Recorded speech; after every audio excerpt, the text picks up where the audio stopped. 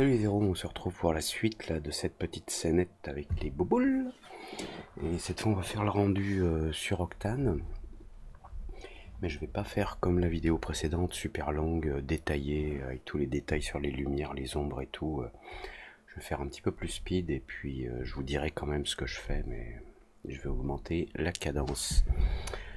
Puis si vous avez des questions ensuite, vous les laisserez dans les commentaires. Voilà, ben profitez-en pour vous inscrire et puis pour vous abonner et puis vous likerez si vous sentez que ça vous plaît. Allez, c'est parti. Donc primo, je vais dans les préférences là, de réglages de rendu, je vérifie bien que je suis sur Octane Render. Pour l'instant j'enlève le save, je ne vais pas enregistrer les images que je fais. Largeur hauteur pour l'instant je reste comme ça, 720p. Ok, je vais revenir au début de la scène. Ensuite dans Octane, on a les réglages d'Octane directement accessibles ici ou par la boîte de dialogue. J'aime bien avoir le menu d'Octane ouvert là. On peut éventuellement le placer ici quelque part. Mais bon, moi cette petite palette flottante ne me dérange pas. Je vais aller voir dans les réglages accessibles ici également. Donc je vous ai dit Octane Settings ou là. Alors la fenêtre s'ouvre à côté, mais c'est ok. Donc je suis en moteur de rendu Path Tracing, enfin Octane Path Tracing dans le kernel, le moteur. Des fois on utilise Direct Lightning si on n'a pas besoin d'un éclairage super classe. Maximum d'échantillons par défaut normalement c'est à 16 000, moi c'est ma config à moi, 340 pour voir. Et puis je vais diminuer le diffuse depth et le specular, c'est le nombre de rebonds de lumière. En fait, on verra si on a besoin d'augmenter. Je passe de 16 à 12. J'enlève l'alpha channel, j'en ai pas besoin. Et j'enlève le keep environment. Juste vérifier ici dans le denoiser, il n'est pas activé. Je verrai si j'ai besoin de le mettre pour enlever le grain de l'image à la fin, mais je pense pas. Et dans mes réglages finaux là, je vais activer mes 3 cartes graphiques. Ok, maintenant je vais commencer par créer une lumière. Déjà, Light, Octane Area Light.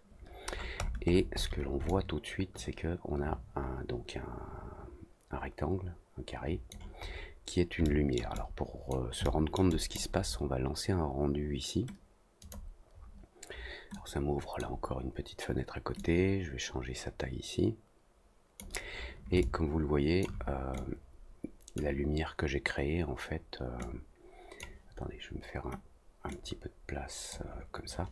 Elle éclaire que d'un côté, contrairement aux lumières Area Light par défaut de cinéma 4D qui éclaire des deux côtés, il faut lui dire éclaire que d'un seul. Ici, non seulement elle éclaire des deux côtés, mais elle éclaire très fort.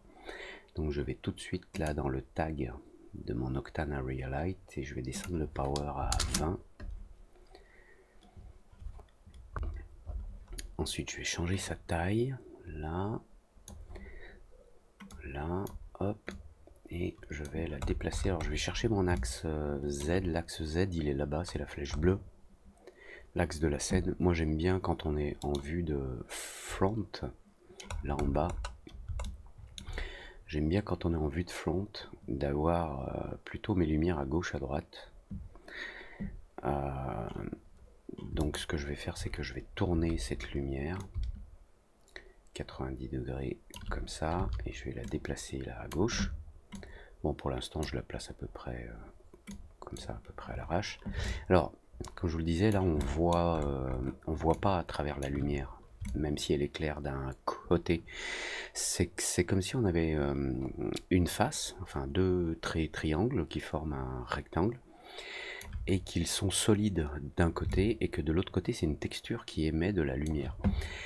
Alors, on peut aller dans les tags Octane, là, Light Settings, Visibility, et je vais agrandir un petit peu ça. Voilà. Et on peut enlever, décocher Camera Visibility, ce qui fait qu'on ne voit plus la lumière dans la scène. Je vais enlever le Shadow Light Visibility, j'ai pas besoin que la lumière reçoive des ombres derrière elle. Et de façon General Visibility, je vais mettre à 0, mais la lumière continue d'émettre. Alors, je vais la dupliquer, CTRL, hop, je déplace Octane Light juste en dessous, ça me fait une Octane Light 1. Et elle, je vais la déplacer là-bas à droite. Et puis je vais la retourner. Voilà, je la redéplace un petit peu. Peut-être je vais la mettre... on verra, hein, on fera des réglages ensuite. Bon, je me mets au bord de la scène. Là, on voit que c'est un petit peu intense, là. Mais bon, pour l'instant, c'est ok. On va voir ce que ça donne. On verra avec les textures. Alors justement, les textures. On va commencer à rajouter quelques textures. Alors bon, comme vous le voyez, hein, sympa de pouvoir travailler avec un preview comme ça. Surtout que là, je suis en... je fais une vidéo qui est en 2560 pixels de large, je crois.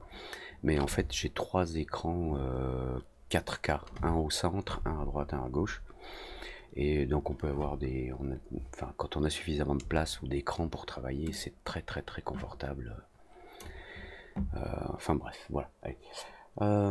Donc les textures. Alors moi j'aime bien commencer par utiliser des textures qui viennent de l'Open Live Database, donc la base de données ouverte de Octane.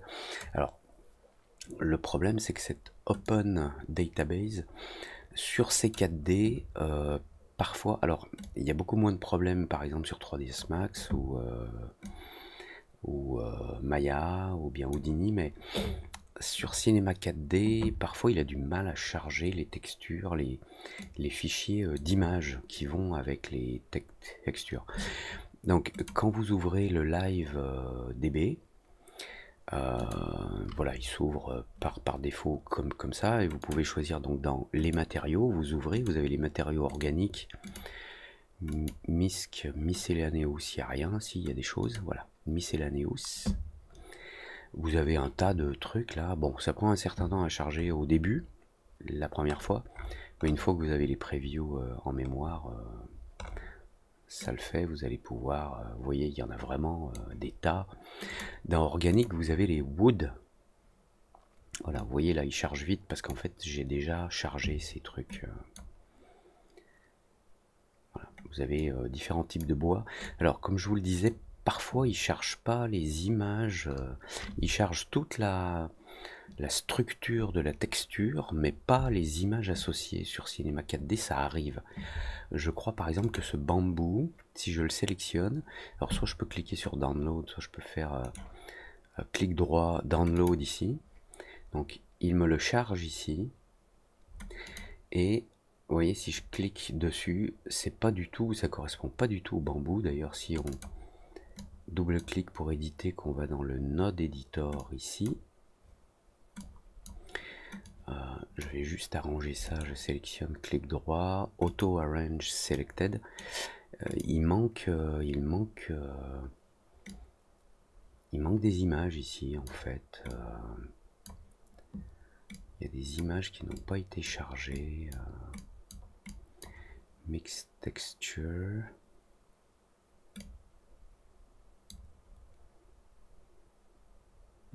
Enfin bref, il arrive que voilà, on charge une texture comme celle-là et ce qui est chargé, c'est pas du tout ce qui était attendu. Donc je vais supprimer ce truc-là. Qu'est-ce qu'on a qui marche? On a le Bamboo Wood là, clic droit, Download.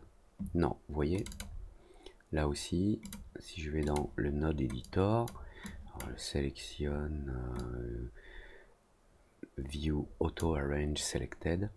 Ici, il doit nous manquer des fichiers. Je pense. Ici, vous voyez, on a bambou. Enfin, je sais pas, vous voyez là, ça s'appelle bamboo01.jpg et il n'a pas le fichier. No data. Je sais pas trop de quoi ça vient, je vous avoue. Bon, allez, on va pas se prendre la tête avec ça. Je vais charger Chestnut, download. Ah, lui. Ouais, voilà, lui il est plutôt correct. Donc ce que je vais faire, je vais le mettre sur le fond. Donc je sélectionne le fond. Alors attention parce que là j'ai un boolean. Mais bon, je vais bien le mettre ici. Et puis on voit tout de suite ce que ça donne dans le rendu là. Et puis on voit aussi les brillances que ça crée. Alors pour le coup là, ma texture, je trouve qu'elle est un petit peu grande. Hein, on dirait vraiment un parquet. Donc il y a deux façons là pour diminuer la taille de cette texture qui se trouve appliquée. Soit je vais dans la texture ici, et là on a des paramètres, length U et length V, et comme vous le voyez, on peut changer la taille. Peut-être qu'avec les reflets on le verra un petit peu mieux. Voilà. Là ça diminue la taille, on va dire, en X et Y, hein. Voilà, on a quelque chose d'un petit peu plus fin. Alors bon. Donc soit on peut le faire ici, soit on peut laisser les valeurs par défaut de 100% et aller dans le matériau. Là je double-clique, je vais dans le node editor, ou bien oui, si je préfère aller dans le node editor c'est plus simple. Je vais réarranger un peu la vue, là je sélectionne tout, je vais dans View Auto Arrange Selected, voilà, et bon, ça reste quand même un petit peu chargé, mais souvent ce que l'on trouve après les images, c'est-à-dire que par exemple ici j'ai une image diffuse, j'ai une image qui sert pour la réflexion, le spécular, et chacune de ces images va être associée à par exemple une valeur de transformation ou une valeur de projection. Alors pour le coup là, la valeur de projection elle se trouve où tiens, j'arrive pas à sélectionner le brin, voilà. Alors la valeur de projection oups. Ah, elle correspond au UV, au mesh UV, c'est-à-dire les projections qui sont déjà dans les objets. Mais pour chaque image, vous allez pouvoir avoir une valeur de transformation, et vous avez dedans des transformations qui peuvent être en rotation, en position et en échelle et en translation. Si je prends par exemple l'image Chestnut Rushmore, ici on a une transformation. Donc ça c'est l'image qui va être visible, hein, qui donne la couleur, on va dire, à l'écran. Dans la transformation, si je change l'échelle ici, vous voyez que tout se réduit à l'image là. Le problème c'est que je n'ai pas changé forcément les réflexions avec. Alors il va falloir faire très attention. Bon, là on voit que ça a changé, hein. Ici si je remets l'échelle à 1, vous voyez le résultat là. Si je mets une échelle plus petite, le problème c'est que on a d'autres images comme ce Chestnut Bump qui sert à faire des petites bosses. Lui il a son propre transform aussi, donc il va falloir soit utiliser le même transform, soit prendre la même valeur. Alors pour le coup je vais prendre le même transform que je vais mettre là, je vais virer celui-là, comme ça le bump il est à la même taille. On va voir si on a d'autres. Voilà, on a ce Chestnut Specular aussi, lui il a aussi son transform, donc il va falloir plutôt que je le relie à l'autre. Alors attendez, je vais déplacer tout ça un petit peu là au-dessus, et pour ce Chestnut Specular Roth, c'est-à-dire il y a des endroits qui vont être plus ou moins lisses que d'autres dans leur réflexion, je vais utiliser le transform que j'ai là, le même. Lui je vais le virer. Et puis Chestnut Rush, là où on a un bump aussi, donc ce bump il passe par un transform de 1, mais attention parce que lui, non, lui c'est bon, lui il a un transform, j'ai cru qu'il venait là, non c'est bon, lui il est bien associé là-bas, lui aussi on va l'associer pardon, là-bas, et lui il vire, et maintenant on a un seul transform, voilà, pour l'ensemble ici.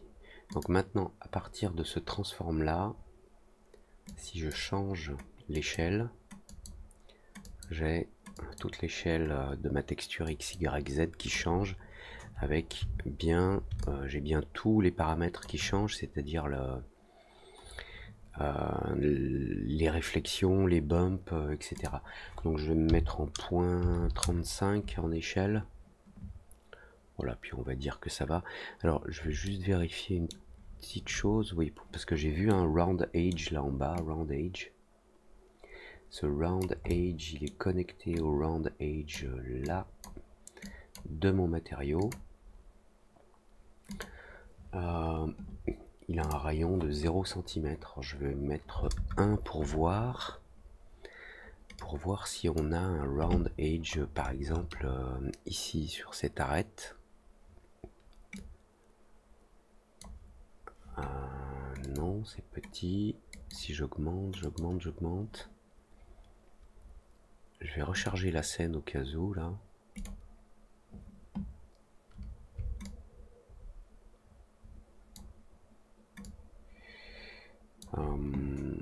Roundness 1, sample 4. Fast, accurate. Ah si, il doit me faire, c'est ça qui me fait cette ligne là, ce trait là. Mais vous savez quoi, je vais déconnecter le round edge là. Je vais aller dans la texture ici. Et dans round edge.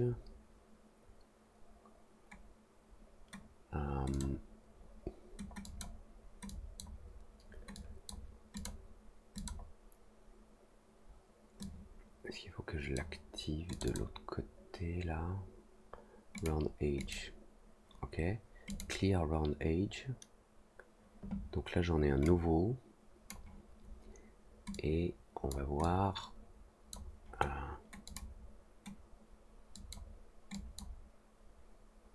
Si je lui mets 4 cm. 5.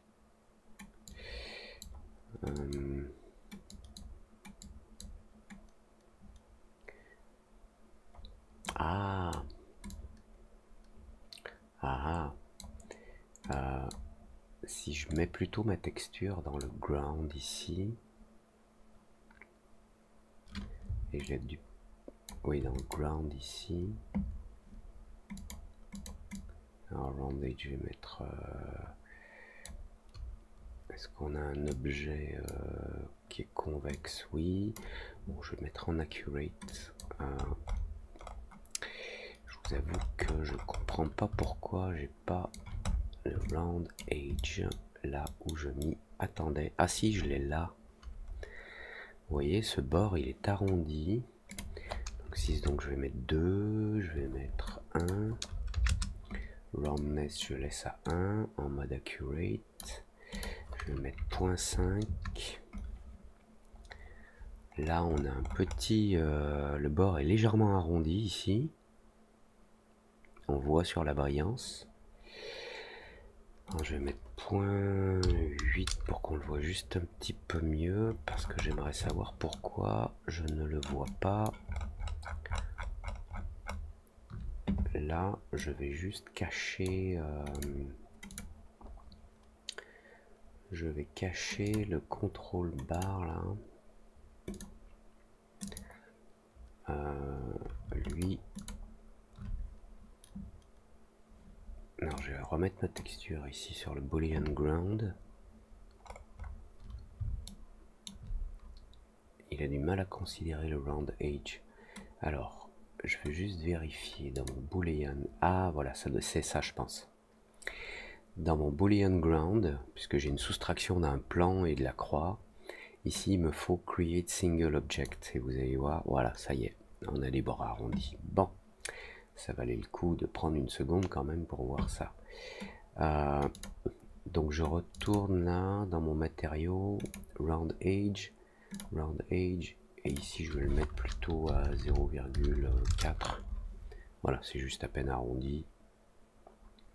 Alors on a un mode fast et un mode accurate. Le mode fast crée des défauts parfois. Le mode accurate, je préfère. Alors je vais remettre la croix là, je la réactive ici. Et puis on va retourner dans le... Alors je vais juste faire un CTRL S. On va retourner dans le Live Database.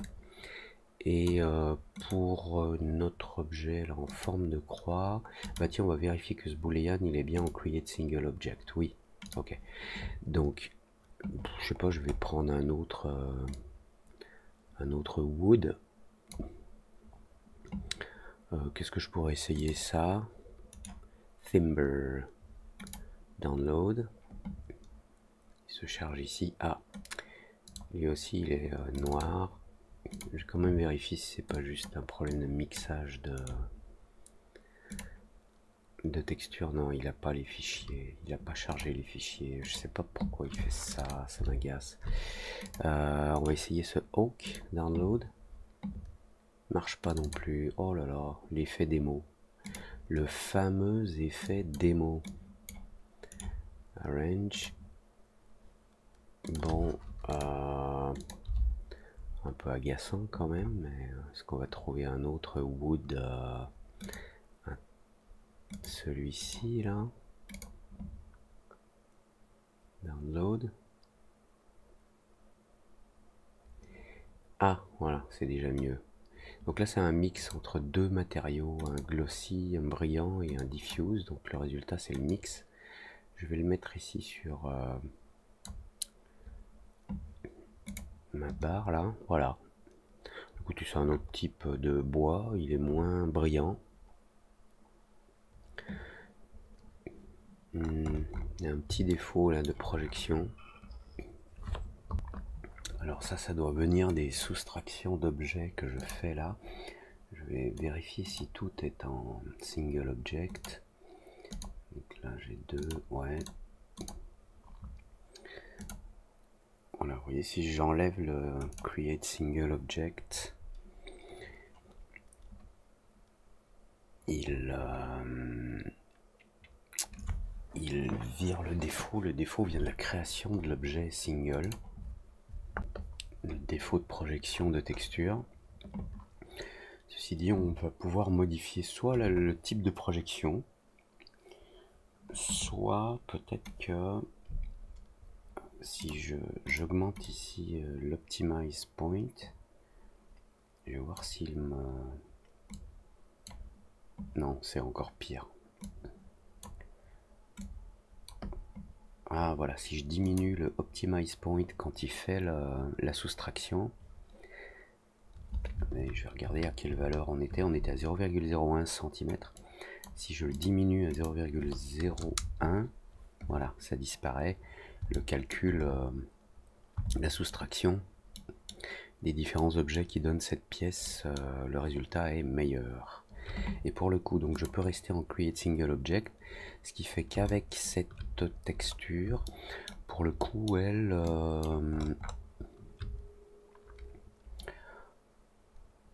je vais l'ouvrir puisqu'on a un mix entre une diffuse et une brillante, et un mix qui se fait par un grayscale color, par une échelle de gris. Pourquoi on a ça?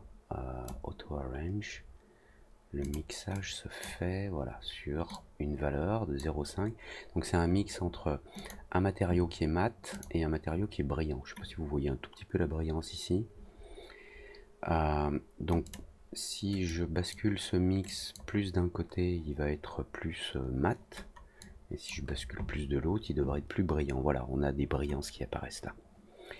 Alors si je veux uniquement le brillant, ben, j'ai pas besoin d'utiliser le mix, hein. J'ai qu'à directement utiliser le modèle glossy que je viens mettre là. Donc lui est un petit peu plus brillant, pas suffisamment à mon goût, donc je double-clique. Et dans Specular, on a une valeur de 0,5. Voilà, si je l'augmente à 1, ça brille plus. C'est peut-être un peu trop. Je diminue un petit peu, voilà. On a quelque chose d'un petit peu brillant. Je vais juste voir dans Round Age. On a un Round Age qui est à 0. Je vais le mettre en Accurate en point 5. 0,4. Voilà, comme ça les arêtes là sont un petit peu arrondies. un petit peu plus joli à mon goût. Bon, et puis maintenant, on va s'occuper des boules. Alors, on va les faire en bois aussi. Ou alors, si vous voulez, on peut voir d'autres textures non organiques, plastiques. Alors, qu'est-ce qu'on a? Fiberglass, Red Fiberglass Download. Je vais voir ce que ça donne. Ah, encore problème. Voilà, il doit manquer des images. Clic droit, auto arrange. Qu'est-ce qui nous manque ici? Ouais, il manque des fichiers de bump et de. Dommage, je vais le virer. Tiens, on va prendre ce yellow plastique download. Voilà, je vais le mettre sur la boule 0. La boule qui est au centre. Donc là, on a un mix en fait entre deux textures. Une brillante et une mate. Donc là, on est plus en brillant. De l'autre côté, voilà, là, on est plus en brillant. De l'autre côté, on est plus sur le mat. Donc comme vous voyez, il suffit d'activer à peine, de se rapprocher de 1 pour que ce soit vraiment brillant. Sur la partie jaune, là, prendre quelque chose d'un petit peu plus orangé, peut-être. Ouais. Encore un peu plus... Voilà. Ok, et puis on va juste se faire d'autres... Tiens, Red Balloon, je vais voir ce que ça donne, ça. Red Balloon sur les boules 1, 2, 3, 4. Alors je vais dupliquer la texture là sur les boules. Alors ce que je pourrais faire, c'est faire autrement, c'est mettre les boules dans une hiérarchie, dans un nul, peut-être. Je vais voir si ça crée pas de problème avec la simulation. Oui, elles sont bien indépendantes. Mais si je mets maintenant le Red Balloon dans ce nul là, voilà, elles ont la texture adéquate. Et vous voyez que suivant la façon dont la lumière les atteint, vu qu'il y a une lumière derrière celle-ci, on a ce petit effet blanc en dessous là. Voilà, qui est un petit peu étrange, mais bon. Et donc si je joue ma scène,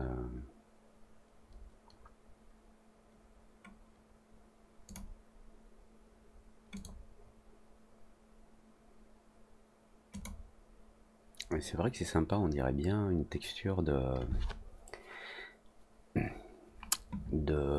ballon de baudruche, comme on dit. Mais bon, c'est peut-être pas adapté à notre scène. Fabrique plastique, ça donne quoi ça? Je vais le remplacer ici.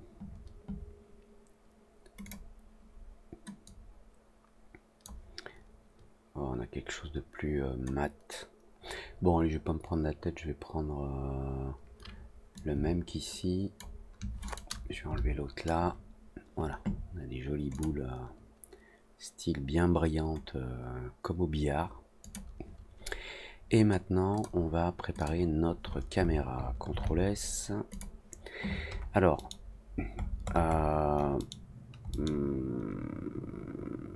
ouais, je vais me mettre sur cette vue. Et puis, je vais faire... alors, pardon, je vais ici, dans Octane Render, Object, Octane Caméra. Alors, en fait, là, il me crée une caméra, plus le tag Octane Caméra. Donc si je regarde la scène comme ça, je vois ma caméra dans la scène. Pour l'instant, dans cette vue là en haut à gauche, j'utilise la caméra par défaut. Pour utiliser la caméra programmée, il faut cliquer sur le petit bouton là. Et puisque j'ai créé cette caméra quand j'étais dans cette vue, cette caméra correspond à la vue que j'avais là. Donc maintenant, si je déplace, je bouge la caméra, on est sur Octane Caméra. Mais si je désactive cette caméra, je peux déplacer ma vue et il n'y a pas d'incidence sur la caméra. Donc ma caméra, moi je vais la mettre, je vais la tourner, alors je vais la faire un reset de ses coordonnées là en rotation 0 0. Je vais la mettre 0 0 0. Je la mets complètement au centre et je vais la déplacer comme ça en arrière. Voilà, je vais ramener le point de focale là, ici, au milieu de la scène. Et là, je réactive ma caméra pour voir ce que ça donne. Bon, donc là, je suis en vue de côté. Donc, je vais créer un nul au milieu de la scène que je vais appeler nul cam. Je mets ma caméra à l'intérieur. Et ce nul cam, je vais l'orienter. Voilà, comme ça, avec les coordonnées de rotation RP, je me mets à moins 30 degrés. Je resélectionne la caméra, je vais diminuer son champ, comme ça. Enfin, son angle de vision, on aura moins de perspective. Et puis maintenant, il ne me reste plus qu'à faire tourner en objet nul autour de cet axe RH. Donc je suis au début de la simulation, je mets une clé à 0, et puis je vais aller à l'image 400 et je vais mettre moins 360 pour que ça fasse un tour. J'enregistre la clé bien sûr et ce qui ça nous donne ça. Alors je voulais pas que ça tourne dans ce sens là, je m'attendais à ce que ce soit en négatif, mais je vais mettre 360 pour que ça tourne dans l'autre sens. Je recrée la clé. Voilà. Alors là on a la rotation qui se met à accélérer. Bon, donc je sélectionne ce paramètre ici RH. Je vais dans Windows, Window, Timeline F-Curve. Ici, donc je suis dans mon nul cam rotation H. Il faut que je trouve mes points. Voilà, ils sont là. Donc Alt et clic droit pour zoomer au bas, droite, gauche. Alt, bouton du milieu pour déplacer. Je sélectionne mes clés et je mets en linéaire ici. Comme ça, j'ai la même vitesse et je vais diminuer ici ma timeline à 400 images. Et maintenant, on a une vitesse dès le départ. Ok, donc on va faire un aperçu là. Ok. Maintenant, je voudrais... alors, je voudrais que ce soit un peu plus serré. Quoique, ce qu'on peut faire, on peut faire un truc sympa. On peut faire une animation carrée. Enfin, un truc simple, sympa. Voilà, 960 par 960.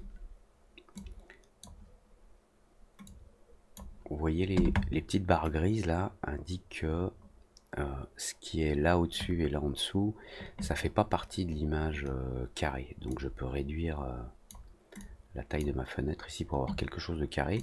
Sinon, on a le bouton Lock là, Lock Resolution, qui bloque la résolution à la taille qui est définie ici. Donc voilà, là on a 960 par 960. Et quand on est en mode lock, on peut réduire là, et on peut, en cliquant dans l'image, juste avec la souris, pas en appuyant sur Alt, sinon ça va déplacer la caméra, mais avec la roulette de la souris, on peut zoomer dans l'image elle-même, ou dézoomer. Le facteur il est ici en fait, on peut zoomer, dézoomer là, donc je vais mettre à 1. Voilà, et puis ouais, je pense que je vais rapprocher un petit peu la caméra. Donc je vais la sélectionner. Alors bien faire attention ici d'être dans les coordonnées locales de l'objet et pas dans les coordonnées système. Vous voyez que là on a les petits traits là, de déplacement rouge, vert, bleu qui sont alignés sur la caméra. Si on est sur les coordonnées système, je vais pas pouvoir faire avancer ma caméra sur son propre axe de vue, ce que je veux faire. Donc je le mets comme ça et je vais avancer la caméra, voilà, pour que ça remplisse un petit peu plus l'image. Alors il faut faire attention parce que en avançant la caméra ici, excusez-moi, alors en avançant la caméra, on a le point de focale qui change là. Donc je vais le ramener au centre de la scène, vous allez voir pourquoi. Parce que maintenant on va faire deux choses. On va ajouter une profondeur de champ pour que ce soit un petit peu flou au fond et un petit peu devant. Je vais quand même baisser un petit peu la caméra là sur le nul qui le contrôle. Là on est à moins 30. Alors je vais juste revenir au début. On est à moins 30, je vais peut-être mettre moins 25. Voilà, comme ça on est un petit peu plus de côté. Ok. Et donc pour avoir de la profondeur de champ, on va dans les paramètres, le tag de la caméra ici. On va dans Thin Lens et puis Physical Camera Parameters. Donc on a un f-stop, c'est-à-dire l'ouverture de la caméra qui va correspondre à la profondeur de champ qui est 2,8. C'est une ouverture par défaut. Et on a ici Depth of Field. Alors le Depth of Field, donc c'est la profondeur de champ. Donc pour l'instant on a une ouverture qui est à 0 là. Et on a un autofocus. Autofocus, ça veut dire qu'il va faire le focus sur l'objet qui se trouve pile au centre de vue de la scène. Alors l'autofocus ça peut être intéressant parfois, mais en général je ne l'utilise pas. Ce qu'il faut savoir, c'est que donc là je vais, enfin, ce qu'il faut savoir, j'aime pas cette expression. Je vais augmenter l'ouverture et vous voyez que on passe d'un f-stop de infini avec une ouverture de 0. Si j'augmente l'ouverture, on a un f-stop là en haut qui diminue. Et au bout d'un moment, vous voyez, ça commence à être flou là. On commence à avoir des flous. Alors, vu qu'en fait on a une scène qui est assez grande, là on a une ouverture qui est plutôt rare pour les objectifs de caméra.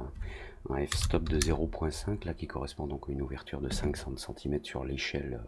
Enfin, c'est pas des 100 cm, mais ça correspond à l'échelle de cinéma 4D. Vous voyez qu'on a une jolie profondeur de champ.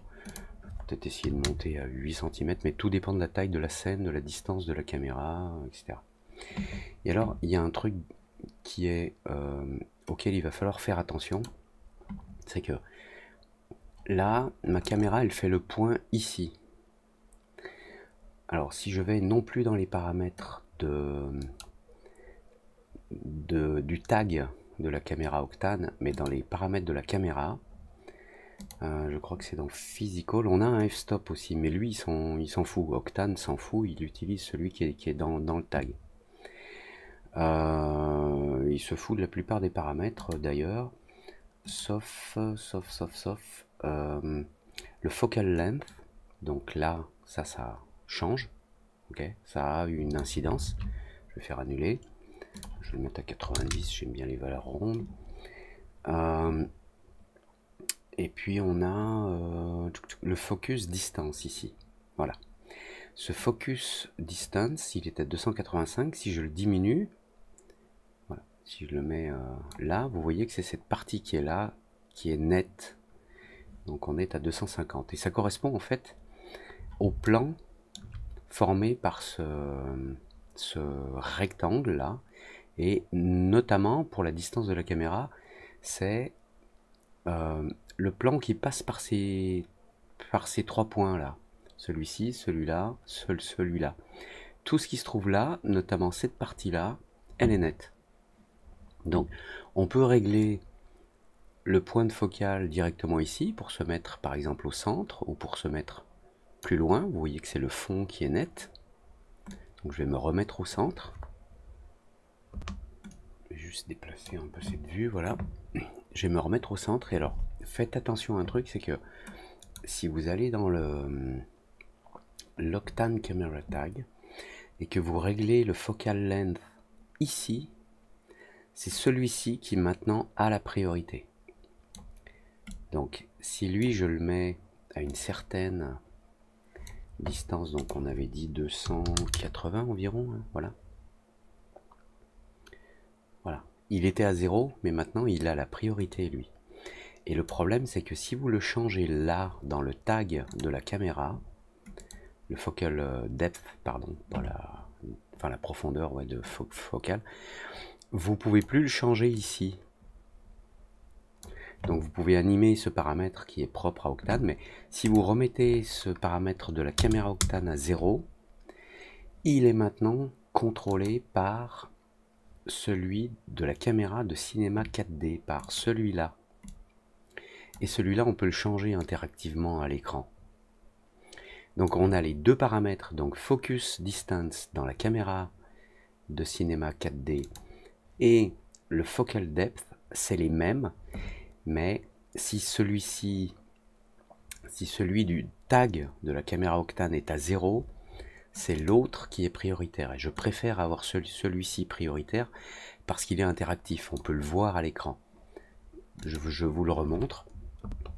Si vous modifiez le Focal Depth ici dans le tag Octane, je vais mettre à 200, vous pouvez plus interagir ici. Vous voyez, je clique, je peux pas l'agrandir ou le diminuer.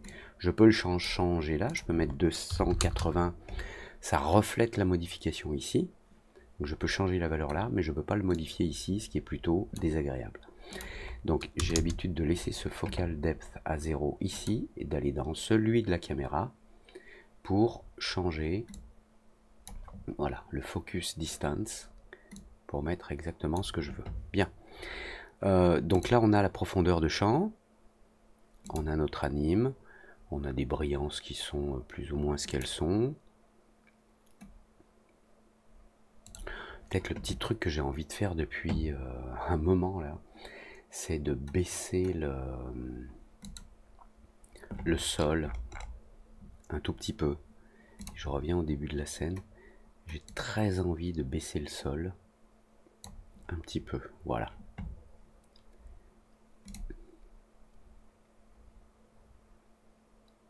Ok. Alors, il nous manque une dernière chose. Je vais me mettre sur une image propice pour qu'on s'en rende compte. Je vais essayer. Voilà. Il nous manque une dernière chose, c'est que ici, les boules sont en mouvement, mais elles n'ont pas de motion blur. Elles ne sont pas floues dans la prise de vue, le flou qui est lié au mouvement. Alors pour ça, il va falloir ajouter un tag spécial qui est un tag de rendu de Octane Render pour dire aux objets, ben, tu es soumis lors de la prise de vue au motion blur. C'est-à-dire que si tu bouges, tu vas être un petit peu flou. Donc on va prendre par exemple, on va prendre une des boules, alors c'est laquelle? Celle-ci, c'est celle qui est là, ne nous intéresse pas. On va prendre celle-ci, boule 4. Je vais faire un clic droit. Et donc dans extension cinéma C4D Octane Tags, alors ouais, ça sort de l'écran, désolé, je vais faire comme ça. Extension C4D Octane Object Tag. Je vais remettre ça un petit peu comme ça, j'ai pas besoin que ce soit trop grand. Et dans ce Octane Object Tag, vous avez une section Motion Blur qui va permettre d'avoir un effet de mouvement. Alors, est-ce qu'il faut que je recharge peut-être la scène? Je sais pas. Non, il faut peut-être que je l'active ailleurs dans la caméra. Dans le tag de la caméra, Motion Blur, voilà, Enable. Alors là, on a le Motion Blur de la caméra qui est activé. Par contre, pour l'instant, il ne se passe rien parce que le temps de prise de vue, le shutter en seconde, il est de 0. Alors, vu qu'on est à 25 images secondes, on va faire un calque, on est à 25 images à la seconde, donc une seconde divisée par 25, ça nous fait 0,04 secondes de temps d'ouverture. Donc si je mets 0,04, alors là c'est peut-être pas assez pour voir si on voit un petit peu de flou, mais si je l'augmente un peu, on va mettre 0,1, on devrait, est-ce que j'ai besoin de recharger, voilà, excusez-moi, j'ai besoin de recharger la scène, donc là c'est beaucoup trop, hein. Donc 0,04 on avait dit, voilà. Et maintenant si j'avance dans ma scène, Bon, là, la simulation, elle part en vrille parce que je crois que j'ai reculé à un moment. Je vais juste dézoomer là dans la vue là pour me mettre à 1. Et on va voir si notre boule... Alors c'est la boule qui est là-bas au bout. Donc c'est celle-ci, là, vous voyez. Là, je pense qu'on voit, voilà. Là, on voit qu'elle est un petit peu floue et les autres sont flous à cause de la profondeur de champ. Celle-ci est floue à cause du mouvement. Pour en être sûr, on peut aller dans les paramètres de la caméra, dans Thin Lens, et puis remettre un f-stop à... remettre une ouverture à 0, voilà. Ici on n'a plus de profondeur de champ, mais on voit que cette boule elle est floue parce qu'elle est dans le...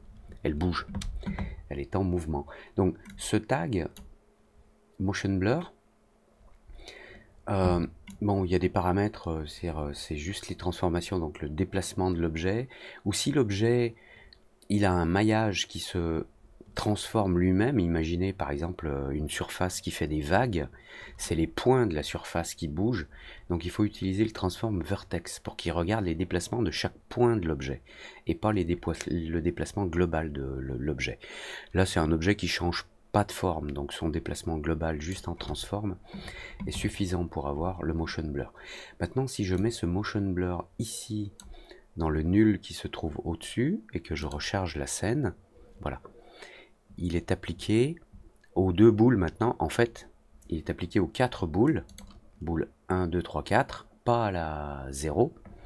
Sauf que les autres ne bougent pas, donc je ne vois pas l'effet de flou. Mais dès qu'elles vont bouger, il faut peut-être que je recharge la scène aussi. C'est une bizarrerie, mais voilà. Ah, c'est dommage, je les ai vus...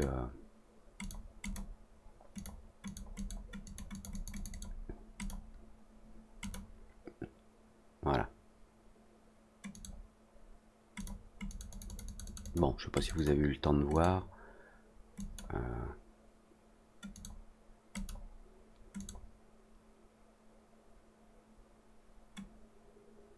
Ma scène est trop courte. Bon.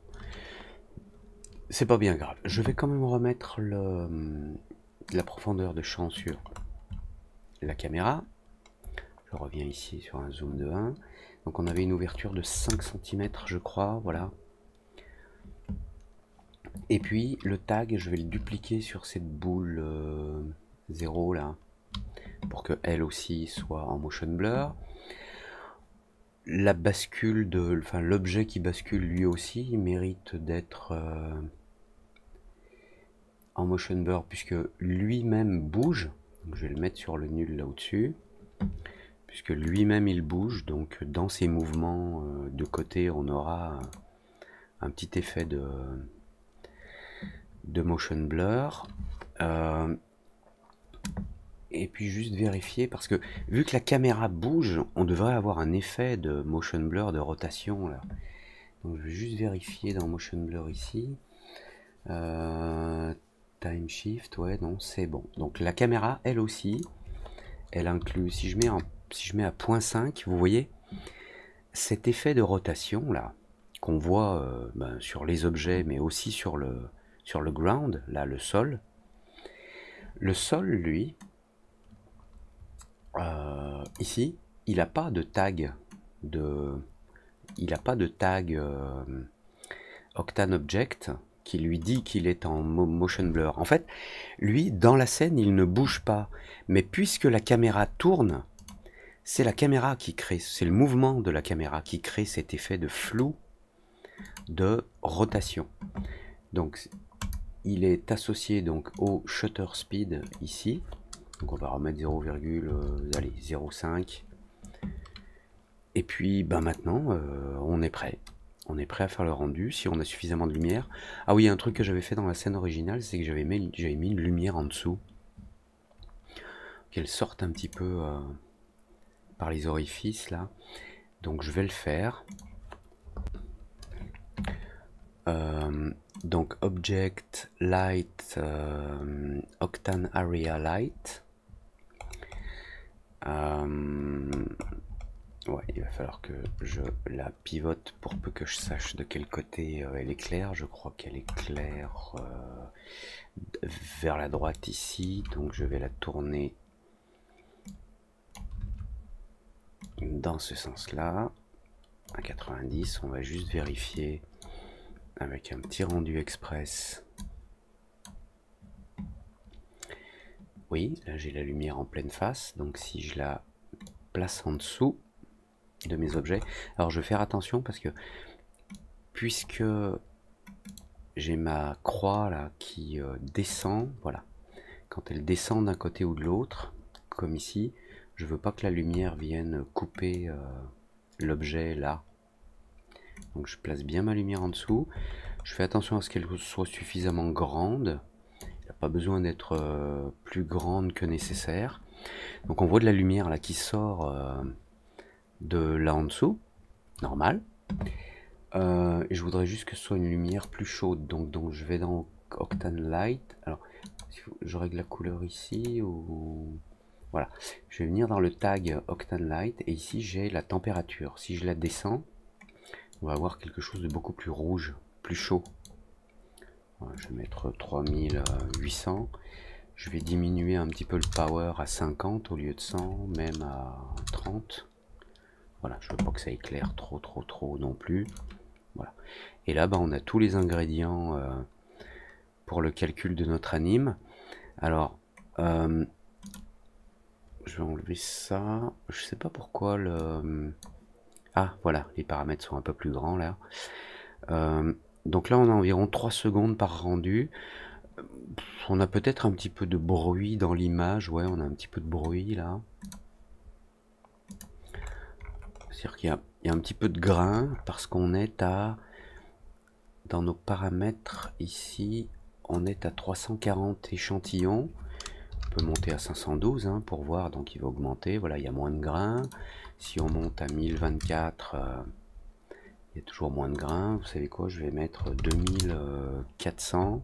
Je vais avancer d'une image. Comme ça, on voit bien ce qui se passe. Vous voyez, il raffine l'image et le grain diminue. Ah, je sais pas pourquoi il a relancé un calcul. Là, j'ai rien fait.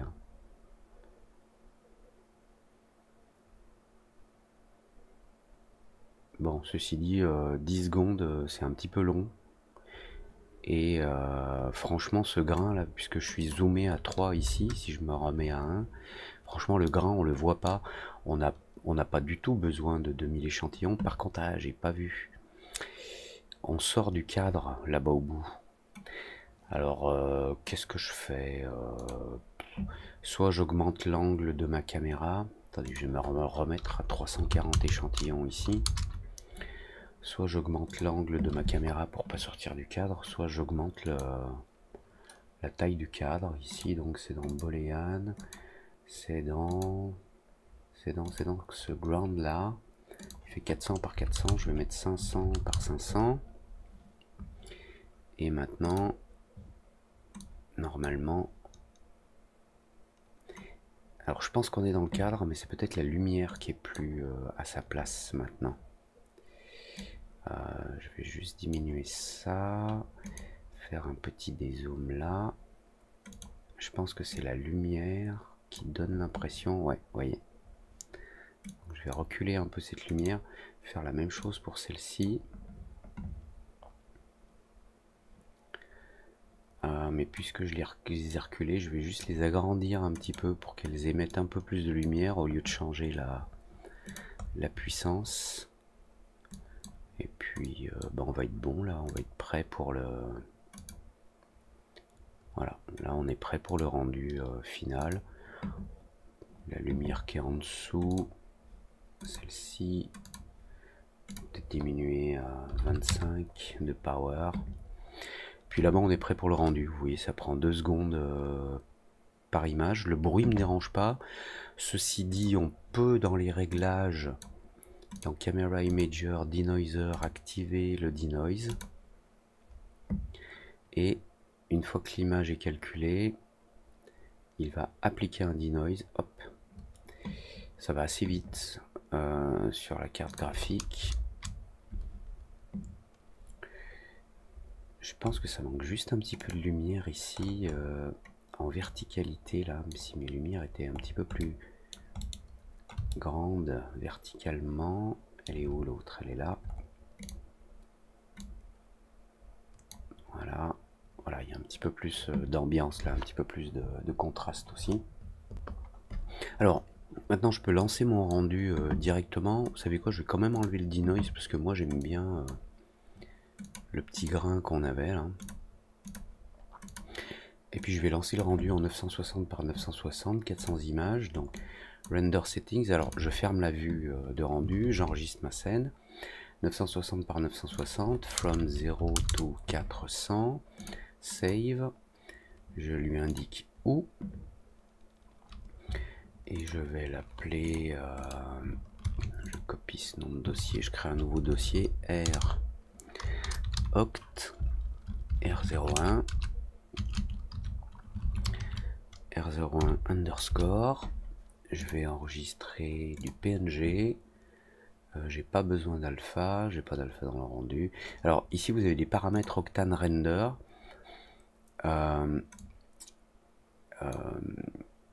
Donc il y a des paramètres de base. Généralement on n'y touche pas trop, sauf si on a besoin de faire un export au RBX ou d'avoir des fichiers de type DIP. Et ici vous pouvez overwrite, donc utiliser d'autres paramètres pour le rendu final, d'autres paramètres que les paramètres que vous trouvez dans les réglages de Octane Render ici. Vous avez des réglages quand vous travaillez et vous pouvez avoir des réglages différents quand vous faites le rendu. Là pour le coup je vais utiliser les mêmes, donc je reste comme ça, c'est ok, j'ai besoin de rien d'autre. Je suis prêt, je clique sur Render to Picture Viewer. Voilà, et puis bah, on va le laisser faire son travail.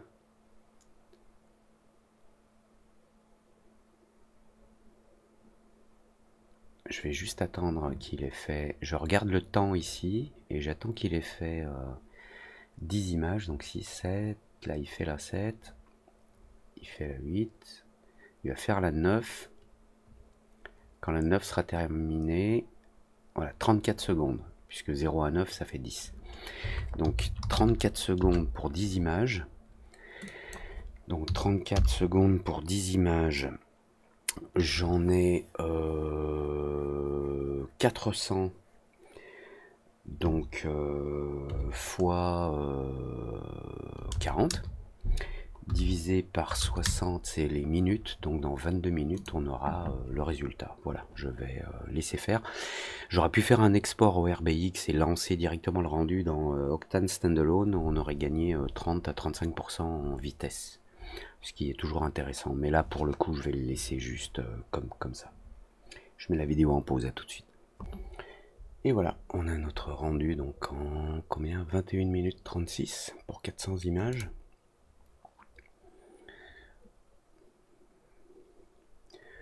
Peut-être que la lumière en dessous est peut-être un petit peu vive, un petit peu trash.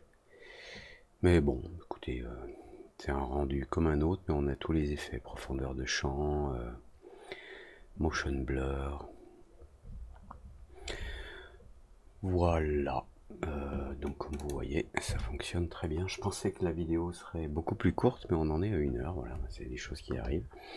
Donc si ça vous a plu, un petit like et puis abonnez-vous. Et si ça vous a pas plu, un pouce en bas. Et puis n'hésitez pas à mettre des commentaires si vous avez des questions, des remarques ou quoi, ou qu'est-ce. Et puis dans la prochaine vidéo, on va faire tac tac, surprise. Voilà, allez, à plus, ciao, merci.